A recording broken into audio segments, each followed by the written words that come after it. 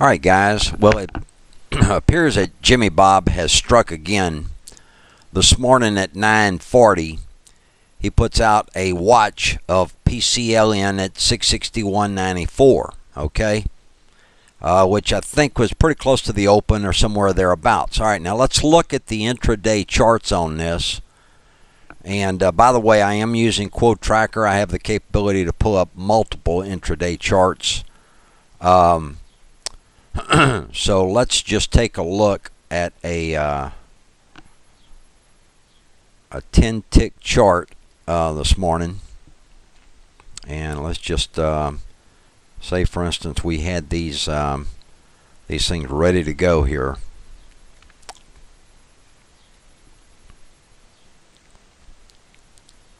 Oh, that's a 100-tick. Hang on a second. Let's go to 10. Go to 10. Bring it in. Bring it in, big boy. All right. So we're going to back it up. Okay, now mind you, again, that was at,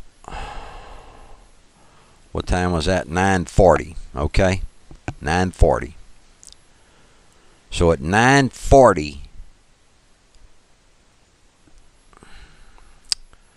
it's trading at right up here. See down here? Hang on a second. Let me bring this over. Right over there. See the times? It's trading up around 660 something. Okay. Then we got a little dip on this thing. And you should have had your intraday charts up looking for the turn on this thing. If you're using Quote Tracker and you got T3s, you can see the turn ahead of any SMA, EMA, or anything. It's going to just beat the hell out of it because there's very little lag. If you don't know what lag is, look it up, okay? So your buy point, he puts it out at 661. It has a 3-minute pullback, okay? It bottoms at 650, call it 658 and change, okay? Then you see the cross right here at 658.60. So you've got, let's see. Let's just say you were going for the 670s. And it's entirely up to you what you would go for, other than you know it's going to be moving, okay? The 670s, this is showing 11 cents. I don't know if that's correct.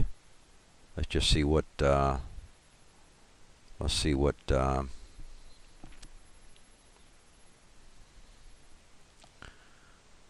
okay, here are the here are the 670s. I pulled them up.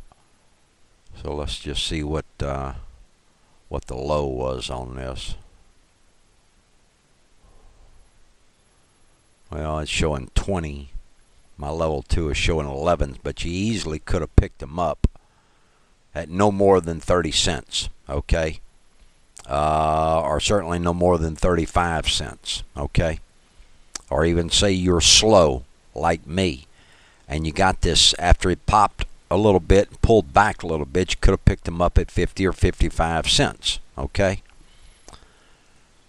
Now, let's get all this out of the way. How would you determine how long to hold it? Okay, there's your next thing. Okay, well, you got your entry there. Your entry, you're looking good here, and it's moving back up. You can see it's moving back up. It's up to 664 inside of, what's this, 12 minutes, something like that. So you're thinking, all right, and here's the trick. If you're staying with that near-term chart, the 10-tick, or in your case, for you guys living in the dark ages, that would be your 1-minute chart, okay? You probably were out, okay? So what you've got to do, you've got to expand your horizon. There's the dip right there. All right, now what you're looking at here is a 30-tick chart, okay? And you're not seeing a breakdown until here at 11:45 at 665, okay, something like that. All right. If you know how to read one of these things and you take it out a little bit more, you wouldn't have seen the breakdown.